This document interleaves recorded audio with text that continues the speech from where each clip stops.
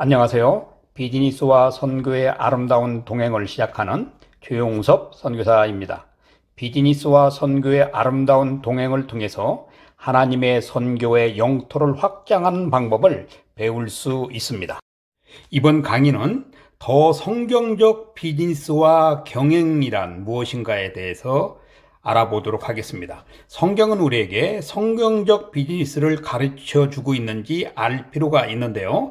나는 성경적 비즈니스를 잠언 15장 22절에서 찾았습니다.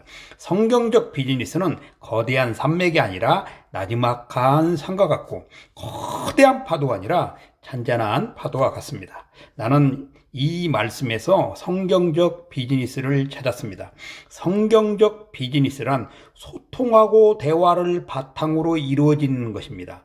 성경적 비즈니스의 원리는 대화이고 소통이라는 것이죠. 하나님은 나에게 성경을 주시면서 나에게 소통하자고 주신 것입니다. 그렇다면 성경적 비즈니스 결과는 소통을 통해서 이루어지는 것입니다. 반대로 하면 대화와 소통이 없으면 성경적 비즈니스가 아니라는 말입니다. 그러므로 사업에서 가장 중요한 것은 대화이고 소통입니다. 물론 사업만 그렇지는 않습니다. 모든 요소에는 대화와 소통이 필요합니다. 하지만 비즈니스는 상대적인 것이라서 대화를 통해서 설득하고 소통을 통해서 감성을 자극하면서 서로의 공통 분모를 찾아서 계약을 만드는 것입니다.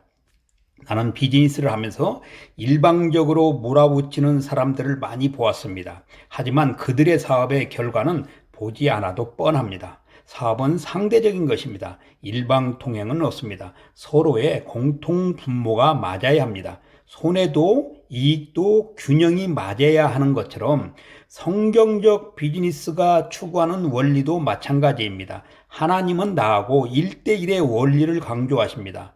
나하고 대화를 원하시고 자기 뜻을 이루기 위해서도 기도라는 통로를 이용해서 자기의 뜻을 관철하십니다.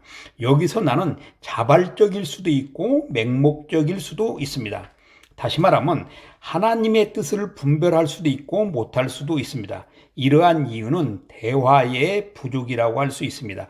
비즈니스 최고의 봉우리는 강압이나 권위가 아니라 상대방을 잘 설득하는 것이고 상대방에게 이익에 초점을 주어서 상부상조하도록 만드는 것입니다.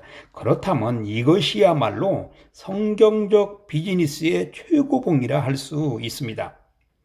성경적 경영을 나는 요한복음 2장에서 찾았는데요. 경영이란 무엇인가? 경영이란 단어를 사전에 보면 여러 가지 방법론적 것이 많이 나옵니다. 하지만 경영이란 쉽게 말하면 리스크를 줄이는 것이고 관리를 잘 하는 것이며 기업의 영향력을 키우는 것입니다. 그렇다면 성경에서 경영이라는 단어를 여기저기 찾아보았습니다. 몇 군데에 경영이라는 단어가 나옵니다. 하지만 나는 다른 곳에서 경영의 법칙 또는 경영의 원리를 찾아보고 싶었습니다. 그러던 중 요한복음 2장의 가나의 혼인잔치 현장에서 성경적 경영의 원칙을 찾았습니다.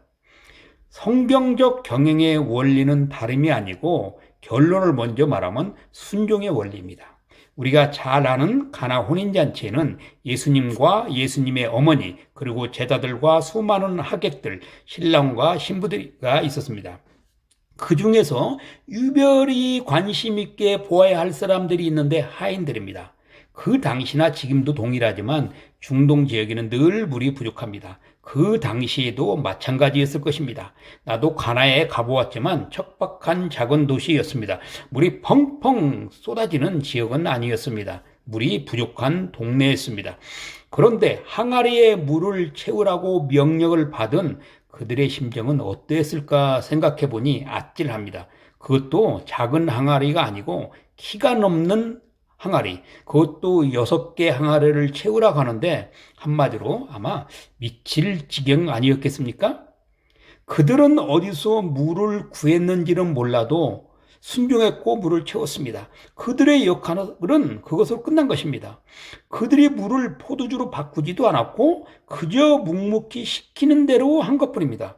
하지만 엄청난 사건이 터지고 말았습니다.